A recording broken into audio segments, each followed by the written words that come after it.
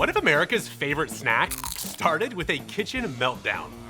A rich diner, a frustrated chef, and a moment that changed snack history forever. Could the potato chip be the most profitable temper tantrum in history? In the story of the potato chip, the line between myth and truth is as thin as the chip itself.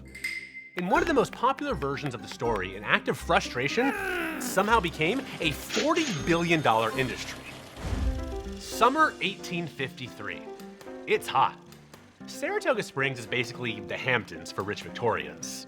And at Moon's Lake House, George Crumb, an African-American and Native American chef, is making Moon's fried potatoes. These are potatoes served in the French manner. All that meant was like thick, soft slices, fancy, fork required, barely fried. Basically, upscale home fries.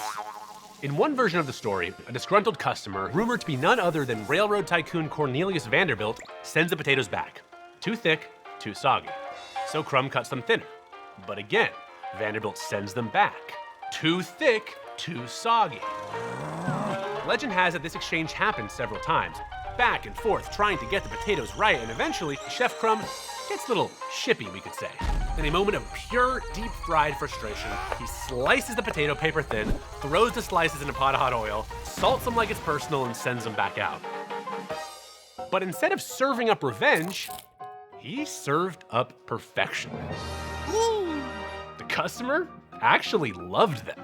Other visitors loved them too, and word spread quickly. They named them Saratoga chips, and just like that, Crumb's side dish becomes the town's claim to fame. That's the legend. In reality, many others have laid claim to the potato chip.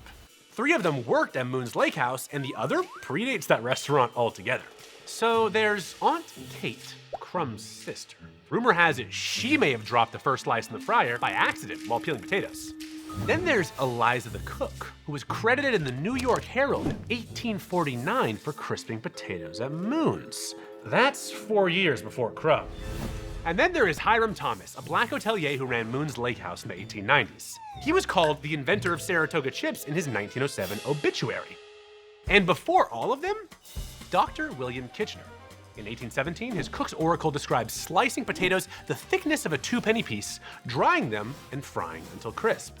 So was it Crumb with the frying pan, Aunt Kate with the ladle, Eliza with the peeler, Kitchener with the cookbook? Sounds like a game of Clue, except the answer is a little bit everyone. Whoever it was, Saratoga gave the chip its start, but the real story was just beginning.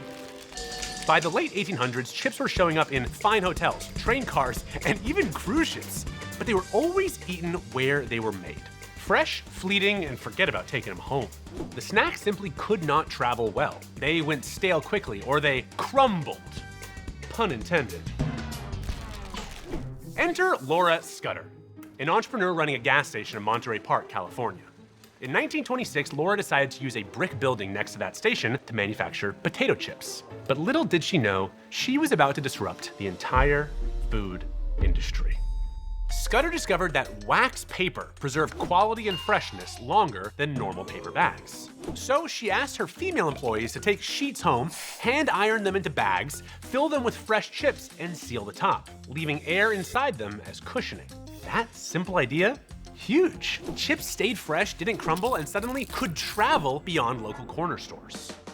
By 1953, Laura Scudder employed over 1,000 people and had 50% of California's chip market. And she used a slogan some might remember: Laura Scudder's potato chips, the noisiest chips in the world.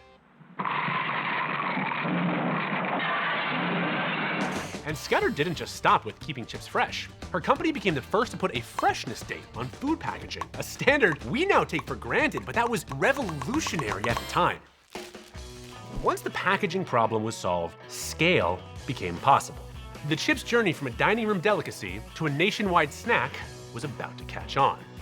While Laura Scudder solved the freshness problem on the West Coast, another entrepreneur in the South was tackling the distribution challenge, one trunkload at a time. In the early 1930s, Herman Lay, sound familiar? Began driving his Ford Model A through southern towns, delivering potato chips from the back of his car. Lay started as a salesman, but was soon building his own distribution and marketing empire. In 1939, he bought a failing chip manufacturer, renamed it H.W. Lay & Company, and turned it into a regional powerhouse by moving production, delivery, and branding all under one roof. Meanwhile, mechanical slicers and commercial fryers meant one factory could produce more chips in one day than George Crumb could make in a lifetime. Sorry, George. By the 1950s, Lay had factories in multiple cities, over 1,000 employees, and was running the largest snack food operation in the country. Not just potato chips, but a full portfolio of crunchy treats. They launched a campaign with a slogan you might have heard: "Bet you can't eat just one." And spoiler alert, they were absolutely right. It was like number 9. Thanks to Lay, chips weren't just a regional treat. They were a national obsession. But an obsession that only stayed fresh and crunchy for like a week at best. Wax paper kept moisture out, but oxygen still got in. And that was a problem because oxygen reacts with a chip's oils, making them stale. So in the 1970s, companies tried something radical. They replaced wax and cellophane bags with plastic bags, removed the oxygen, and replaced it with nitrogen. Nitrogen doesn't react with oils. It's food safe, and it keeps the crunch. That's why your chips last months instead of days. Now that chips lasted longer, snack culture exploded. Chips filled lunchboxes, baseball stands, movie theaters, and eventually supermarket shelves across the country. Today, chips are a $40 billion industry, and it might all be because of a happy little accident of pure frustration. Well, that's the story. A chippy chef who started the legend, an entrepreneur in innovations that kept them fresh, and a salesman who took them nationwide. And that's how a thin slice became a $40 billion snack.